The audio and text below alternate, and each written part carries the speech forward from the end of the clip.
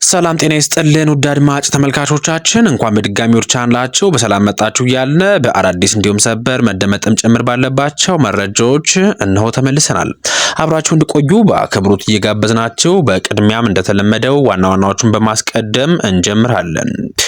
በመካከለኛው ምስራቅ በአሁኑ ሰዓት ላይ በአሜሪካና በኢራን መካከል ድርድር እየተካሄደ የሚገኝ ሲሆን እንዲሁም ደግሞ እስራኤልና ሊባኖስ መስማማታቸውን ተከትሎም ተኩስ አቁም ተፈጽሞ የሆርሙዝ ወሽመጥ መከፈቱን ተበስሮ ነበረ። ቢሆንም ግን በአሁኑ ሰዓት ከደቂቃዎች በፊትም ስለ ሆርሙዝ ወሽመጥ አንድ መረጃ ተሰምቷል። እንዲሁም ደግሞ የኢራን መንግስትም ሙሉ በሙሉ አቋሙን እንደቀየረ ታውቋል። እንዲሁም ደግሞ የአሜሪካው ፕሬዝዳንት ዶናልድ ትራምፕ እንደደነገጡ እንዲሁም ደግሞ ግራም እንደተጋቡ ተሰምተዋል። ከዚህ ጋር በተያያዘ ኢራን የሆርሙዝ የባህር ወሽመጥን በድጋሚ ሙሉ በሙሉ እንደዘጋችው ተሰምቷል። እንዲሁም ደግሞ ከዚህም በፊት ቀርበው የነበሩት ኢራን ያቀረበቻቸው በሆርሙዝ ወሽመጥ ለማለፍ የሚፈልጉ መርከቦች ማሟላት የሚገባቸውን 3 ቅድመ ሁኔታዎችንም በዚህ ዝርዝር የመረጃ ጊዜ የማስደምጣችሁ ይሆናል።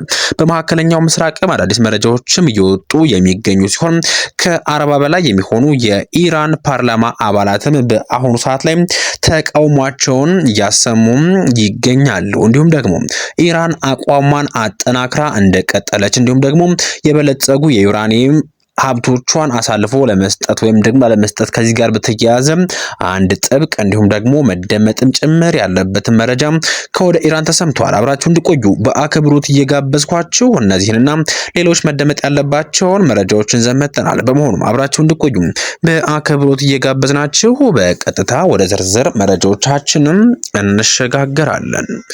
በቅድሚያ የአሜሪካና የኢራን ድርድር ለወራ የታለመ ማደናገሪያ እንደሆነ ሩሲያ ተናገረች። ከዚህ ጋር በተያያዘም ከባድ ማስጠንቀቂያ ሰጣለች። በአሜሪካና በኢራን መካከል የሚደረገው ዲፕሎማሲያዊ ንግግር ውጥረት ለመቀነስ ሳይሆን ለከፋ ወታደራዊ እርምጃ ዝግጅት የሚደረግና ስትራቴጂካዊ ማደናገሪያ ሊሆን እንደሚችል ሩሲያ ጥርጣሬዋን በይፋ ገልጻለች። የሩሲያ ባለስልጣናትም እንደሚሉት ከሆነ ዋሽንግተን በንግግሮች ሰበብ የዓለምን ትኩረት በማስቀየር በኢራን ላይ የምድር ወረራ ለመፈጸም የተዘጋጀች ሊሆን ይችላልም ብላለች። ይህ ጥርጣሬም የመነጨው አሜሪካ በመካከለኛው ምስራቅ የምታደርገውን የጦር ኃይል ክምችትና የወታደራዊ መርከቦች እንቅስቃሴ ባልቆመበት ሁኔታ ጋር ተያይዞ ነው። ይህ የሩሲያ ማስጠንቀቂያ በታላላቅ የሀያላን ሀገራት መካከልም ያለውን ጥልቅ አለመተማመን የሚያሳይ ቢሆንም እስካሁን ድረስም ወራ ለስለመታቀዱ የተረጋገጠ መረጃ የለም። ይሁን እንጂ በኢስላማባድ የተጀመረው ድርድር ውስጥም ውጤት አልባ ከሆነ አሁን ያለው የተኩስ አቁም ስምምነት በሚያዝያ ወር አጋማሽ ላይ ሲያበቃ ቀጠናው ወደ ከፋ ጦርነት ሊገባ እንደሚችልም ስጋቶች እየጨመሩ ይገኛሉ።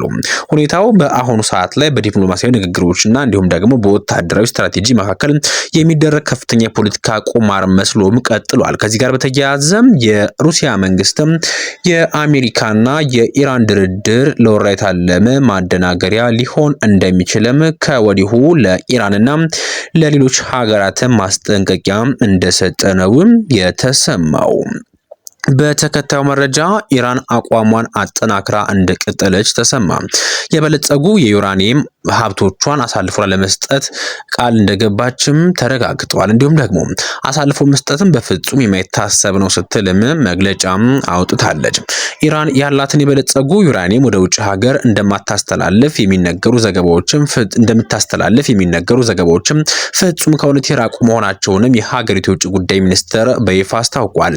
የኢራን ባለስልጣናትም የዩራኒየም ክምችት የሀገሪቱ ሉዓላዊነት መገለጫ መሆኑን በመጥቀስ በማንኛውም ሁኔታና ስምምነትም ቁሱ ወደ ሌላ ሀገር እንደማይዘዋወርም አጽንኦትም ሰጥተዋል። ከዚህ ጋር በተያያዘ በትናንትናው ዕለት እንዲሁም ደግሞ ከትላንትና በስቲያም በተለያዩ ሶሻል ሚዲያዎች እንዲሁም ደግሞ የሩሲያ መንግስትም ጭምር በቀጥታ እነዚህን የበለጸጉ ዩራኒየሞችንም ወደ እነሱ እንዲልኩ መጠየቃቸው ይታወሳል። የሩሲያ መንግስትም እነዚህ የበለጸጉ ዩራኒየሞችንም ወደ ሩሲያ ልከው እንዲቀመጡላቸው ጥያቄ ማቅረቡ የሚታወስ ሲሆን ከዚህ ጋር በተያያዘ ኢራን አቋሟ አንድና አንድ እንደሆነ በይፋ አስታውቃለች። አስታውቃለች። የውጭ ጉዳይ ሚኒስትር ቃል አቀባይ እስማኤል ባቃቲ በትናንትናው ዕለት በሰጠው መግለጫ የበለጸገ ዩራኒየም ወደ አሜሪካም ሆነ ወደ ሌላ ሀገር የማዘዋወር ጉዳይ እስካሁን ድረስ በሚደረጉ ድርድሮችም ተነስቶ እንደማያውቅና ለወደፊቱም ቢሆን እንደ አማራጭም እንደማይወሰድም ገልጸዋል። ይህ መግለጫ የወጣው የአሜሪካው ፕሬዝዳንት ዶናልድ ትራምፕ ዋሽንግተን የኢራን የዩራኒየም ክምችት በቅርቡ እንደምትረከብ በማህበራዊ ሚዲያ ካሰፈሩት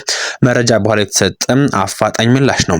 ኢራን ማንኛውንም ስምምነት ሊደረስ የሚችለው የሀገሪቱ መብቶችና ጥቅሞች ሲጠበቁ እንዲሁም ደግሞ በጦርነቱ ለደረሰው ጉዳት ተገቢውን ካሳ ሲከፈል ብቻ መሆኑንም አስታውቃለች። በተጨማሪም የሆርሙዝ ባህር ሰርጥን ሁኔታን በተመለከተ የሚወጡት ዘባረቁ መረጃዎችንም የግራ መጋባት ውጤቶች መሆናቸውን የሚጠቀሱት ቃል አቀባዩ ስለ ሰርጡ የሚሰጡ ውሳኔዎችም የሚመነጩት በመሬት ላይ ካለው ተጨባጭ ሁኔታ እንጂ ከሚዲያ ዘገባዎቹም አለመሆኑንም አስገንዝበዋል። በተያያዘ ዜና ከ40 በላይ የሚሆኑ የኢራን የፓርላማ አባላትም ተቃውሟቸውን አሰሙ።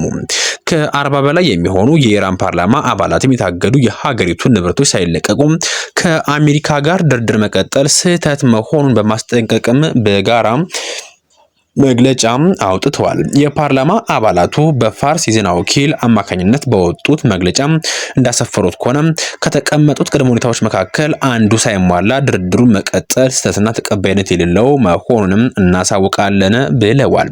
በመግለጫው ላይም የተለያዩ ሀሳቦችን ያነሱ ሲሆን ከነዛ መካከልም ዋና ዋናዎቹ እንደሚከተሉት የሚቀርቡ ይሆናሉ። የንብረት መልቀቅ እንደ ቅድመ ሁኔታ እንዲሁም ደግሞ የኢራን ሕዝብን ንብረት እንዲለቀቅ ማድረግ ወደ ንግግር ለመግባት መሰረታዊ ቅድመ ሁኔታ መሆኑን አጽንኦትም ሰጥተዋል።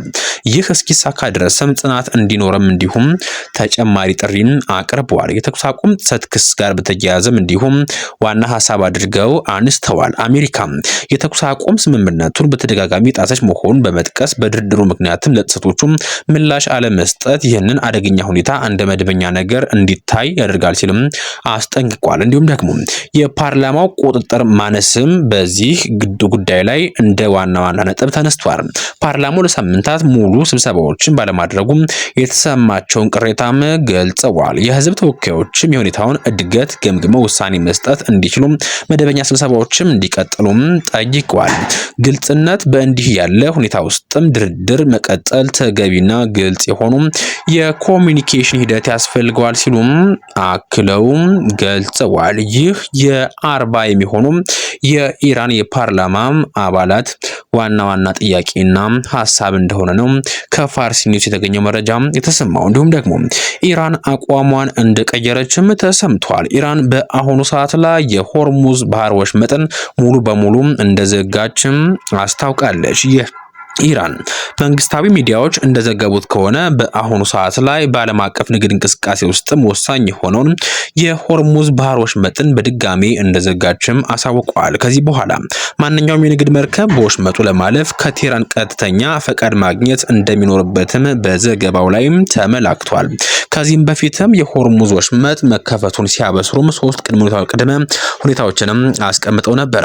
ኢራን የሆርሙዝ ሰርጥን መክፈቷን ተከትሎ መርከቦችን በሆርሙዝ ሰርጥ ለማለፍ 3 ሁኔታዎችን ማስቀመጧን የሀገሪቱ የመንግስት ዜና ወኪል ምንጭ ሆኖ የሆነው ታስምኒ ዜና አስነብቦ ነበረ።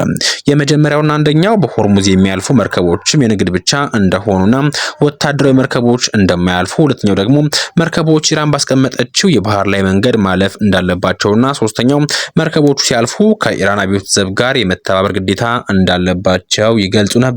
ቢሆንም ግን በአሁኑ ሰዓት ላይ የሆርሙዝ ባህር ወሽመጥ ሙሉ በሙሉ እንደተዘጋና ዶናልድ ትራምፕ እንዲሁም ደግሞ የአሜሪካ መንግስትም ከባድ ችግር ውስጥ እንደገቡ ነው እየወጡ ያሉ መረጃዎችን ያመላከቱት። ውድ አድማጭ ተመልካቾቻችን በዚህ መረጃ ሰዓትም ይዤላችሁ መጣሁት መረጃ ይህን ይመስላል። በቀጣይ እስክንገናኝ ድረስ ለአሁኑ በዚህ አበቃን። ሰናይ ጊዜን ተመኘን።